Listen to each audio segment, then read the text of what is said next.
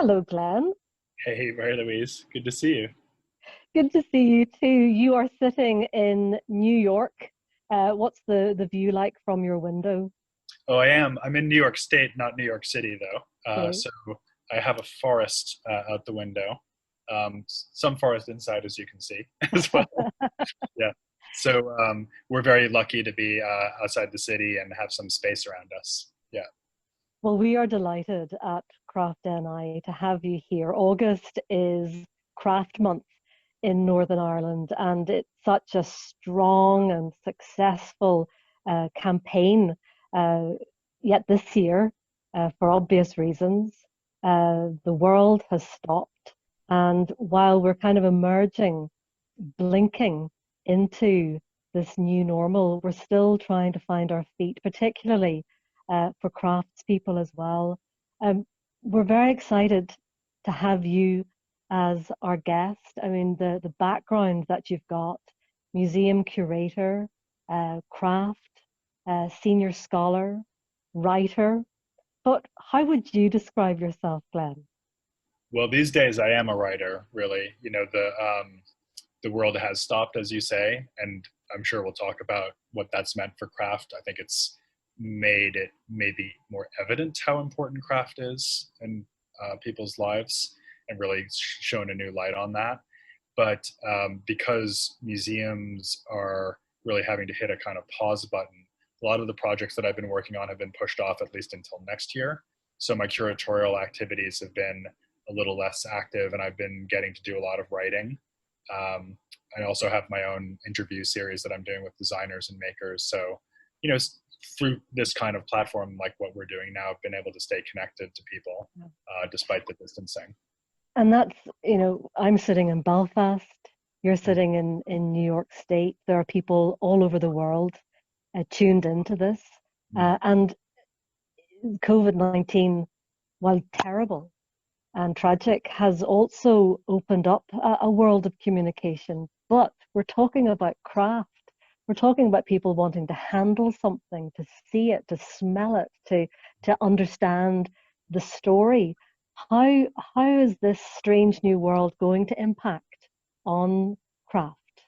Yeah, it's a great question. And I feel like anybody who's in the prediction business at this moment is probably feeling a great wave of humility Mm. because no one could certainly have expected what's happened in 2020.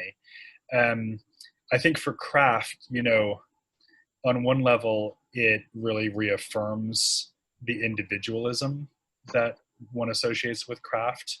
And what I mean by that is simply that craftsmanship really is a way of building a world of creativity around oneself, often without a lot of additional infrastructure.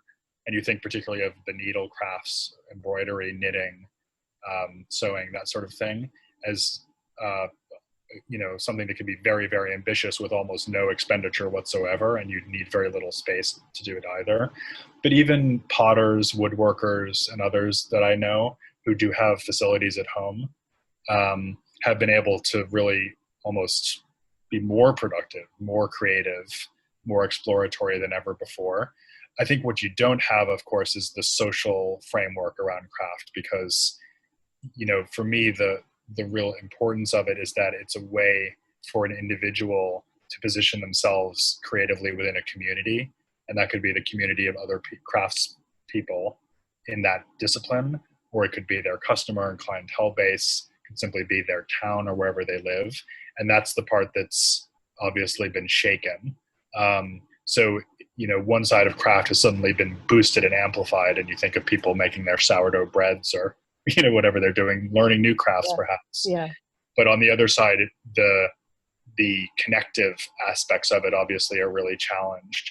And one arena in which I've seen a lot of that playing out is in education, which maybe we'll get onto. But it's so challenging for people teaching craft in art schools at the moment, Yeah, uh, yeah. and that's just one of many examples where the person themselves may have more time and opportunity than ever to explore their own ideas and use their hands. But where that goes is obviously very difficult, and it's just hard to say what that's going to look like in 2 or 3 years. From your own point of view, then, as somebody who's trying to encourage us to look at the world in a different way. Mhm. Excuse me, I've got sirens in the Belfast landscape impinging on the chat here. But you talk about a world, particularly you've got a book as well with a great title, Fewer, Better Things. Mm. Has COVID-19 forced us to address that? I mean, you mentioned sourdough bread. I don't know how many people had WhatsApp groups with people swapping ingredients and how to do the starter. I actually had to mute it. I couldn't bear it anymore, but banana bread was being made. You know, the children were bored. You were getting them to do something. We were engaging with craft in a Mm. way that we had stopped doing because of the apparent busyness of our lives. Mm. Yeah, so it's very interesting for me to look back at that book, Fewer Better Things, in light of what's happened now.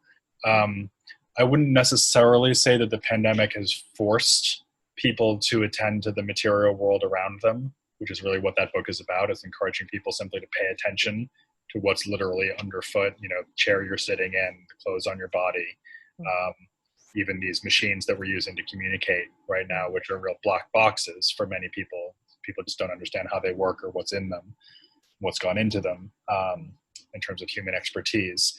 Um, so I don't think the pandemic has necessarily forced people to pay more attention to that. It certainly opened up a space where there is time and possibly even encouragement to do that.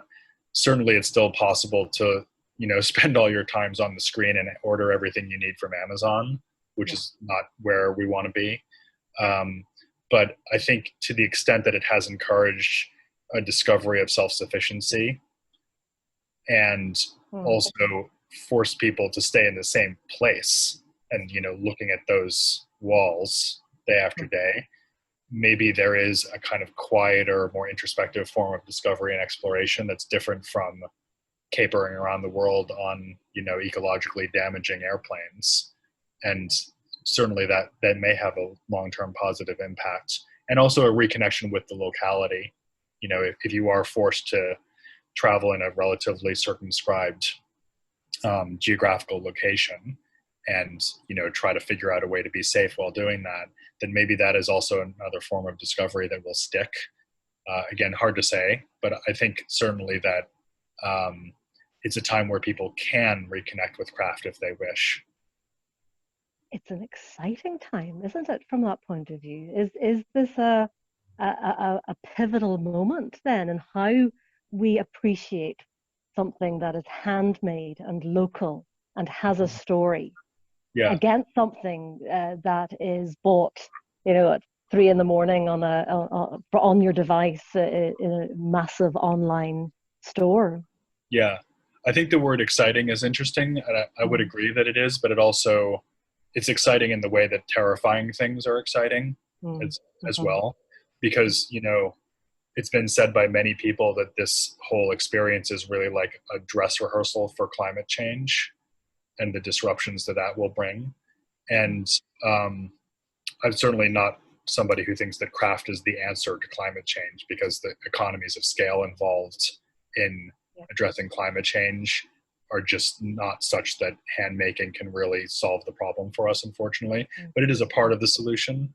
And I think that the reflection that the pandemic is hopefully bringing to us is something that might lead us to a more organic, balanced, sustainable way of life. But again, it's all to play for. You know, I don't think we can take it for granted. Not at And all. even if you think about the political fulcrum that we're at, certainly in this country, also in Britain, you know, the decisions that are made over the course of the next year will be things that we're living with for the rest of our lives. So, yeah, from Craft NI's perspective, you know, we're always interested in how we persuade people to buy, say, for example, the handmade mug. I have my cereal, my porridge in the morning out of a bowl that I know the potter, I know the craftsman, and I love that. I love that it's lasted. I've had it about 15 years now, and I enjoy it as an item. Now, don't get me wrong, I'll still shop online. I'll still go to the big stores. But how can we persuade people to Yeah. think that the handmade mug or the handmade cereal bowl is an option? Hmm. I think the objects are really the best persuaders, Okay. you know. So I think if you have the experience of owning even one thing like that, it will become abundantly clear to you why it is valuable and meaningful. And as you say, knowing the person who made it Mm. um, is a crucial part of that. And I feel like that is what we've lost, really. You know, people will often talk about the idea that crafts are disappearing. And I don't actually think that crafts in general are disappearing. There are probably more potters now, certainly more potters now than there were in the 18th century by probably an order of magnitude. Mm-hmm. What we lack is a situation where everybody knows a potter and expects that everything they eat off of will quite likely have been made by that potter. And if they break one, they know where to go, which is next door, you know. Yeah. So it's that, not to say that there wasn't a lot of global trade of ceramics in the 18th century, certainly there was, but everyday wares that people used functionally very often were based in these immediate social connections. And that's the thing that we're missing, right? Yeah, I like that. That's it. It's the social connection. Yeah, yeah. So the object is it's like a glue that Mm. ties the community together. Yeah. And the really important aspect of that is that the craftsperson becomes a trusted figure in the community. So that's another thing that is very persuasive if people are open to it. You know, it's not a coincidence that just, for example, when we think about the revolution here in America, the two Mm. people we immediately think of as the most famous figures are Paul Revere and Betsy Ross. Mm-hmm. So a silversmith and a seamstress, right? And they Mm-hmm. become the emblematic figures of political change at that time. And that's because craftspeople are inherently trustworthy. They have to be, because otherwise people wouldn't, you Yeah. know, be clients of theirs. So, Yeah. the dispersion and disruption of the connections of making have also robbed us of having those pillars of the community who are the craftspeople. And I feel like creating a situation where those people are present for others, and also the objects that they generate can be those anchors of meaning. I That's love that. I love got that. I really do. I'm hugely interested in poetry, and there was a time, particularly here in Ireland, when poets, they had posses. They had like a tribe of people. They yeah, were they were ranked, up there. They were in the upper echelons, the senior, I don't know, policy makers of society. yeah, It's that fundamental shift mm, that has changed, and in that way, we then have changed in our relation to that art or that craft. yeah. That's a great comparison, Marie-Louise. You know, you could say that craft is sort of the poetry of the material world, and Mm. mass production is the prose, at least our Yeah. version of the material world. Mm. Um, Another thing I often think about is the comparison between craft and music, because in fact I play Irish music myself, Do and you? yeah, yeah. So the way that tunes will circulate in communities of musicians, Mm. and then you make your own thing of the tune Absolutely. once you've learned it. But all the things that you might do while you play are associated with specific people that you've heard play it, and a little variation there or an ornament there. And it becomes an accumulation of your personal connections with the music. Mhm. And Yeah. it's exactly the same way for a craft maker. You know, when they make something consciously or semi-consciously, they are the repository of all the other makers that they've known who have given them tips and Yeah. instruction, insights into that discipline. Yeah. Because people talk even from I love music as well. Um, I don't want to go off tangent because I know there are people watching, and we do want your questions as well, just to let you know. But even I remember interviewing, because I work in broadcasting. I remember interviewing a pianist, a concert pianist, Yeah. and it meant an awful lot to him that he was taught by, and his teacher had been taught by Liszt.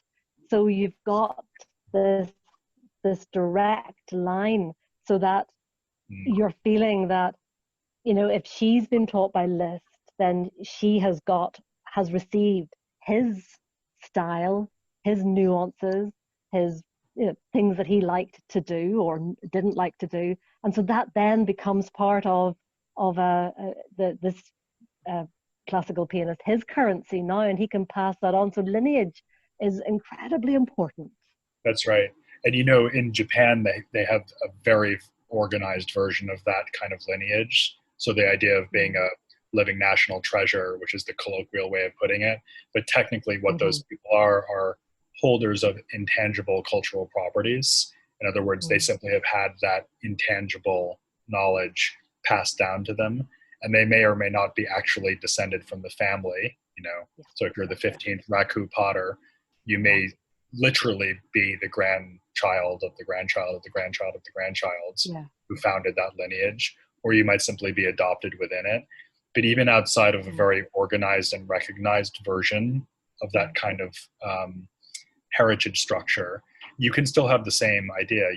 If you were taught by somebody who was taught by somebody who was taught by somebody, then there's a kind of inherent quality of respect and built up knowledge there that I think is what we should be thinking about when we think about a concept like tradition. Often tradition is used to mean something that's unchanging or static or even backward looking, but it's hardly ever the case. And in fact, if you think about it, given the pace of change in the modern world in general, to keep a tradition seeming like it's standing still, you have to be incredibly nimble and innovative because you have to constantly shift to new conditions, right? So to be able to maintain that sense of continuity is a highly creative thing to do in its own right. So for me, tradition is actually very bound up with the concept of innovation, and the value of it is exactly what you're describing, that kind of handed downness. There's the word national treasure, or words kind of give me the heebie-jeebies at time. I love what you said there about sort of being the intangible kind of owner of an inherited secrets, or I don't know, something, but national treasure always gives it's a terrible description of something which is actually quite wonderful.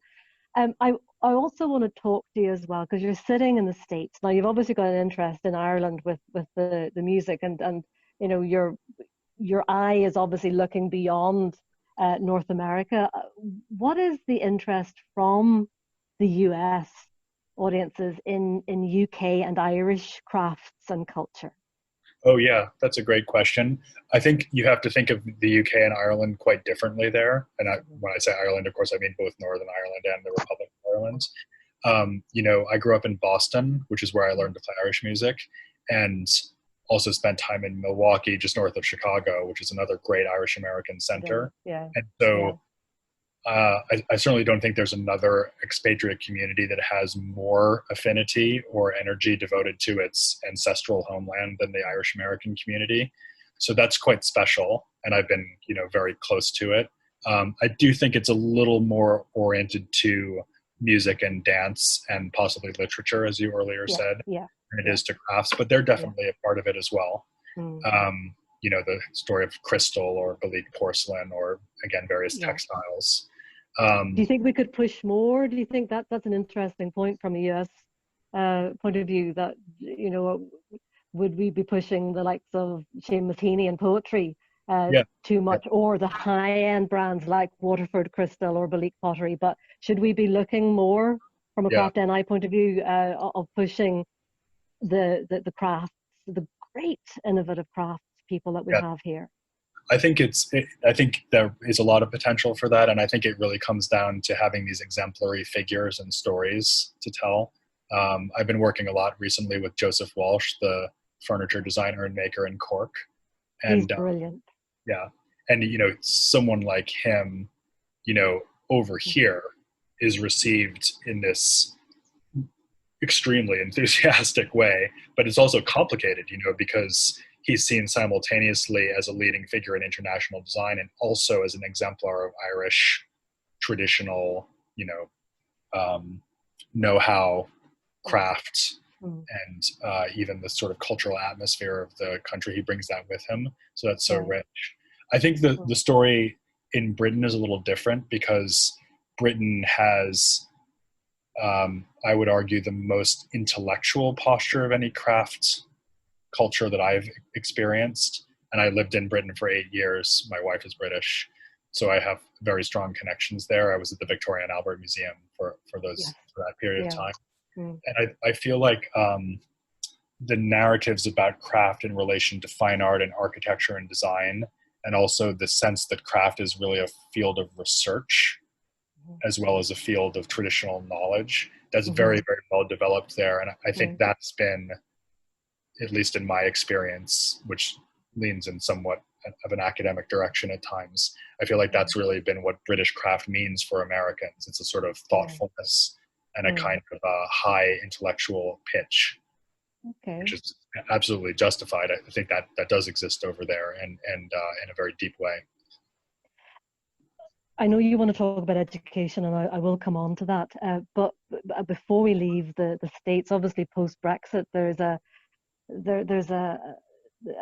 feeling that the US is really, I mean, it always was an important market, but it's more important than ever for UK artists, for designers, makers. So can you give us your thoughts on craft buyers in the US? I mean, what are their interests? What are their tastes? And I suppose what are their price, their price ceilings even? Yeah.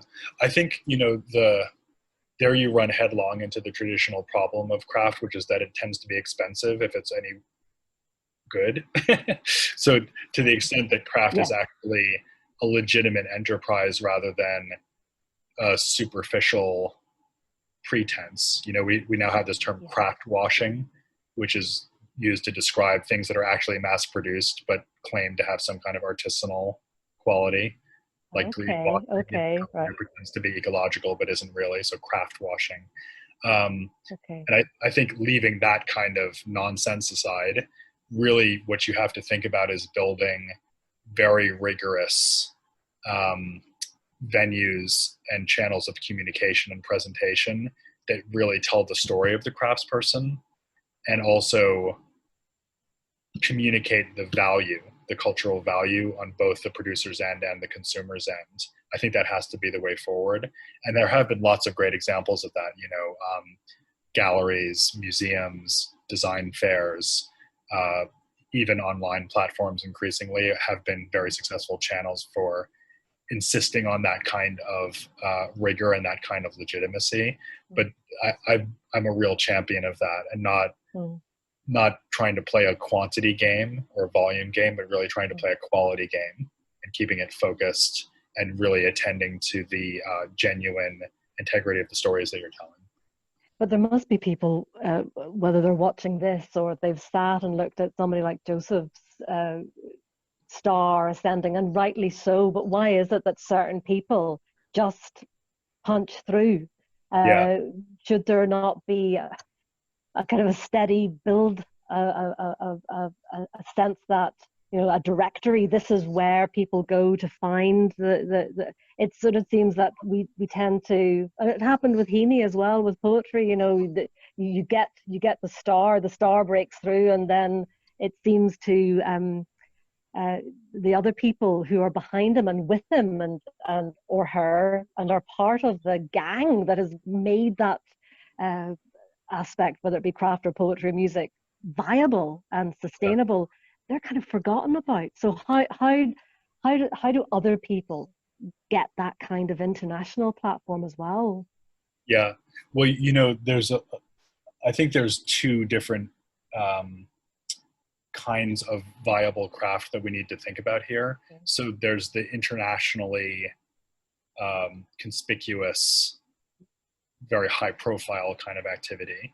And I think that does, as you're saying, usually require a fairly large workshop and somebody with a lot of skills, making skills, design skills, communication skills, social skills, all in one as a leader. And you Um, also need a good bit of financial backup as well to help uh, you through something like that. yeah, Yeah. or it simply builds slowly and organically over time, Okay. Okay. so that it forms its own kind of financial Mm. wherewithal. I would want to also say though that that kind of validation isn't the only or even the most important kind of value that craft can bring to a culture, because Mm. I Mhm. would definitely want to remember even the plumber that you might have come to your house, or the person who's going to help Yeah. rethatch your home or reshingle your home. Those Mm. people are craftspeople Yeah. too, very much so, and they're actually Mm. more, I would say, more typical of the kind of Mhm. value the craft brings to culture. So of course you will have a Mm. few of these international superstars, but that has to do with this Mhm. sort of Mhm. particular complexion of international markets and the kinds of rigorous channels that I was talking about earlier. So it's creating that kind of ecosystem that has both of those things Mm. together. I've got some questions coming through. I'll come to them in just a moment because I know that you did mention education, and let's talk about that from your point of view. I mean, you're currently senior scholar at the Yale Centre for British Art, so you understand the you understand the world that as well as the crafts world. You understand the commercial world, but you also understand how education can push this along. Mm-hmm. How how do you see it going? What are your thoughts on this? Yeah. Well, when I mentioned earlier that the time has a kind of terrifying aspect to it, this was one of the Mhm. things I was thinking about, because I don't think Okay. there's any sector that's more challenged than craft education and higher education, universities, colleges, because it's so difficult to see how you can do that from a distance in a meaningful way. Mhm. And anyway, even before this, it was already under a lot of stress because of the erosion of government support for those programs and the fact that they're inherently expensive. If you want to have a glass furnace running 24/7, or even fire kilns Mhm. periodically, that's a lot of money. It's a lot of investment. And so Mhm. my great fear Mhm. with this pandemic for the sector really has to do with the educational base, which is so crucial, because it's really through these higher education organizations and entities that we get the next generation of people coming along. Yes, you have your self-taught folks out there, Yeah. like Joseph Walsh, for example, but Mhm. for the most part, you really need to have a higher education framework that's intact and stable and healthy in order to produce the kind of infrastructure that I'm talking about. So how do you do that? Particularly, sorry to cut across you, but I remember I work as an arts journalist, and if I had a pound or a dollar for every time it said, and this is pre-COVID-19, yeah, uh, what is the point of this theatre space, or what's the point of giving money to that when it could be going to a hospital, when it could be going to a school? How now, in light of what's happening in the world, can you argue that having a kiln is absolutely necessary in order for people to be taught? yeah. Well, I think there's two ways of doing it. One is the more narrow economic case that can Yeah, be made, yeah. and craft Mm, councils have become adept at doing that and showing mhm, that the short-term investment actually does produce a lot of long-term value. mhm, So as long as you're not locked into a kind of immediate gratification system, it makes every bit of sense in the world to create those world leaders through a short-term investment mm, now. So mm. that case is being made, I think, very persuasively if people are there to listen. Obviously, harder to make that case when you have a very stressed system in general, like we do now. I Yeah. think there's Mhm, another way of looking at it, though, which is that my view is that the higher education system has been led by the nose to be very competitive with itself and not to think in terms of collective action. And what I often will try to encourage is for different universities in an atmosphere of declining government support to mm, realize that fighting with one another over that declining support can't be the way forward. And there mm, needs to be more lateral communication and collaboration between different schools. And mhm, that's the way to do it. So to decide that one place will be the center of excellence for ceramics, another place might be the center of excellence for glass, another place for textiles, and build those centers accordingly, rather than everybody doing everything badly. So I'm a proponent of that kind of, I guess, sector-wide, frank, open, honest communication and collaborative work. Is the sector willing to listen to you? I think that's one area where the pandemic is pushing in the right direction. Because I think it will force that to happen. And again, unfortunately, one of the triggers is that the government's lack of top-down support is going to really prompt that sort of grassroots collective action, because it's the only roadmap to survival. I apologize for the fact that so much of our dialogue is about the pandemic, but it's kind of writ large in all our lives as we emerge blinking out into it. Masked, going to the hairdressers. I managed to get there even the other day after about 7 months, and had that strange experience of having the mask on and the hairdresser having the visor, and that's something. I mean, the craft response to COVID has it been remarkable, or is that just what you or anybody else working in that industry would have expected? Oh no, I think that has been incredibly inspiring to see. Yeah. You know, all the masks I have are handmade either by my partner or by my aunt, who's a great crafter. And I think a lot of people would say that the masks that they ultimately have ended up wearing eventually, even if not at first, were handmade. Maybe they learned to make them themselves. And that's not an isolated case either. There have been a lot of stories coming forward about Fab Labs, which are, you know, these small digitally powered studios associated with the maker movement that have leapt into making personal protective gear. And one of the advantages that they have is that they can be right on the doorstep of their local city hospital. And so they can say, well, what do you need? And then we'll go and make it with our laser cutters and deliver it to you tomorrow. And there have been a lot of cases like that. So, you know, again, it's not a total solution for the problem of a lack of preparedness for a crisis like this, but it is very indicative that when push comes to shove, craftspeople are the ones you need. And if you don't have a high incidence of craft in your community and you've given up on local production, then you are exposing yourself to all kinds of risk, because craftspeople are the first responders, literally. They are part of that emergency system. So we lose them at our extreme peril, and it has been a great demonstration of that. That's so wonderful. Well, look, I'm seeing now, so bear with me if I hopefully don't knock us off air. I'm going to go to the Q&As. And so, okay, so let me see. Leo Cullen has sent in a question. He's talking about Irish linen and tweeds for Philadelphia Museum of Art's Craft Show, Craft Boston. He took part in some, all bypassing the official NI in Irish craft and design. Very interested in independent channels to access shows and potential customers. What do you make of that? That he was able to bypass the official channels?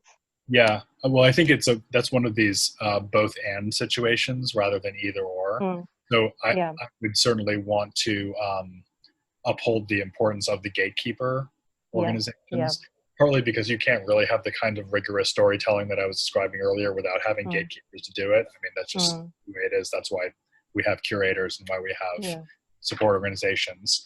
But I think also it's crucial to realize that that's not the only game in town. And it's obvious and important thing to say that social media is part of that. And then these online platforms like Etsy at one point was one of these. I think that's now become a sort of debased coinage, perhaps. But, you know, there's a lot of, maybe even a distressingly complicated number of these other independent channels that Leo's mentioning. And it's just one of the skill sets that you have to have as a successful maker. You have to be able to not only identify one or two of them, but actually a whole group of them and weave them together into an income stream. Okay. Let's go for another one. Stephen O'Connell says, I really enjoyed an article by Glenn late last year in Crafts magazine that featured fabulous images of Matt and Abby Bankser's home.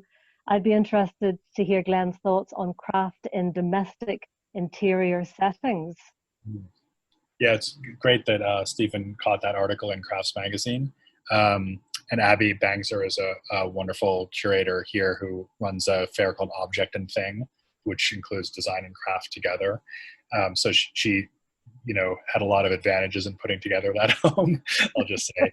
And her husband is an art gallerist. So, but for the mere mortals among us, I always think about the fact that craft is a great way of introducing aesthetic meaning into your home, actually without spending a lot of money.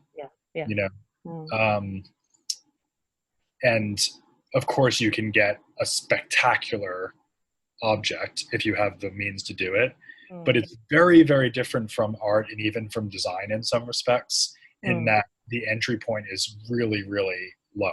I mean, low in terms of money. So I think it really is the single best route by which people can make their home into a more, not even a more aesthetic environment, but literally a more meaningful environment, meaningful to them, because it's a way of inscribing stories into your own domestic setting. Well, talking about things that are meaningful, as part of this in conversation, we've asked each of my guests to choose an object that means something. So we have a photograph of it that can be put up on screen. So can you, Glenn, tell us a little bit about what we are looking at? Yeah, so I chose this object precisely for the reasons that we were just describing, because it's one of my favorite ceramics. And I do have lots of ceramics by people that I know and love, and it associates to particular personal connections, like you were saying earlier. But I thought this would be a good example because it was so incredibly cheap. So this cost me a few dollars. And, I appreciate that some people might not even have a few dollars to spend on a plate, and I want to be very aware of that, particularly at a time when people are going to food banks, so I realize that many people aren't in the position to be able to even to acquire this.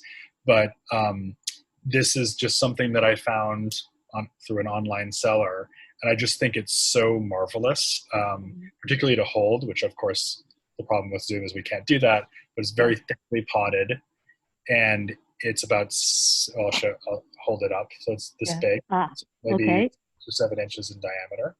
Okay. On your side. And what's interesting about it from just a geeky ceramic history point of view is that it has a Shino glaze, a Japanese type of glaze, very popular in American studio potters going back to the 17th century. And then it has these blue stripes, which are made using cobalt. So this is the same colorant that classic Chinese porcelain would have had. Does have to this day.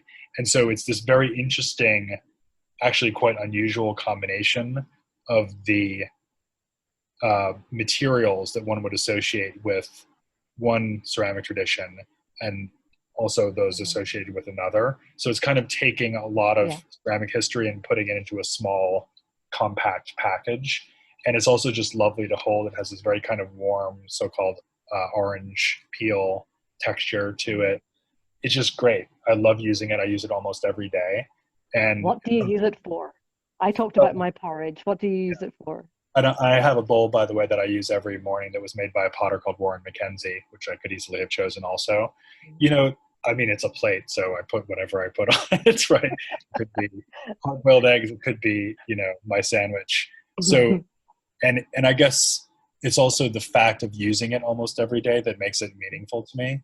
It's like it's like getting in the same bed every night, right? Inherently reassuring.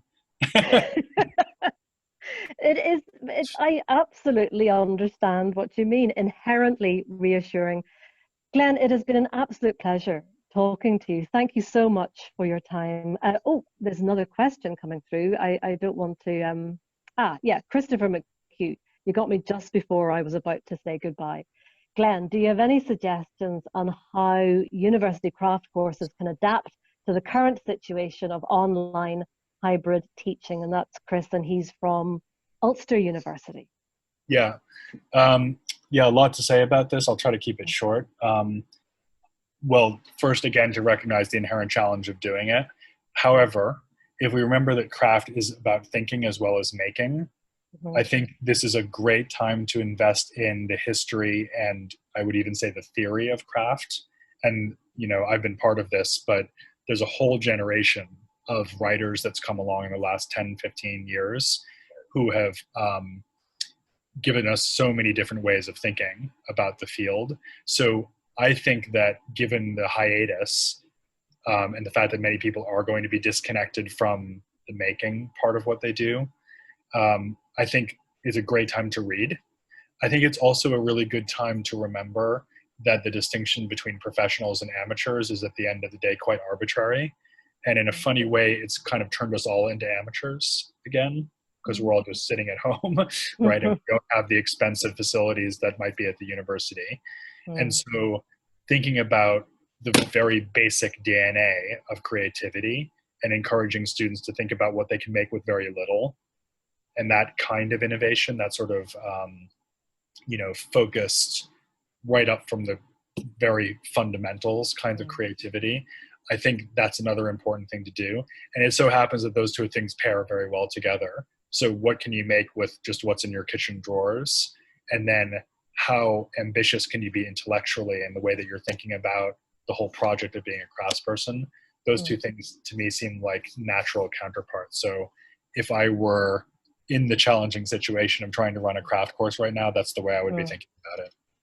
I wonder, you know, with all our talk of sourdough bread and banana bread and, oh my goodness, that just was a bakery, and then things that you were making in order to just keep kids entertained and also try and keep their mental health, you know, manageable during lockdown. Will we actually see a generation come out of this who have a better understanding of and appreciation of craft?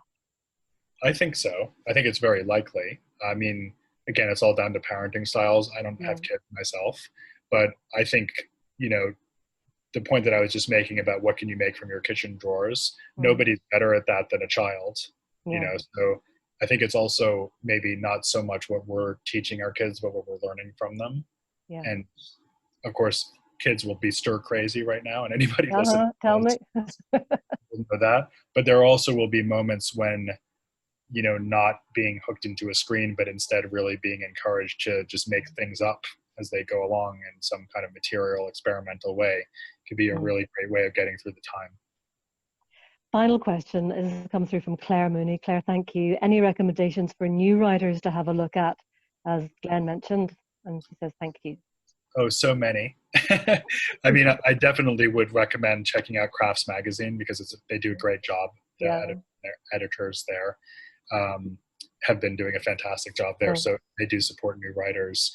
I edit something called the Journal of Modern Craft, and we're always trying to forward new scholars there. And then there's kind of particular people that have come forward, you know, I think about Catherine Rossi and Stephen Knott, who were two PhD students of mine who are doing excellent work now.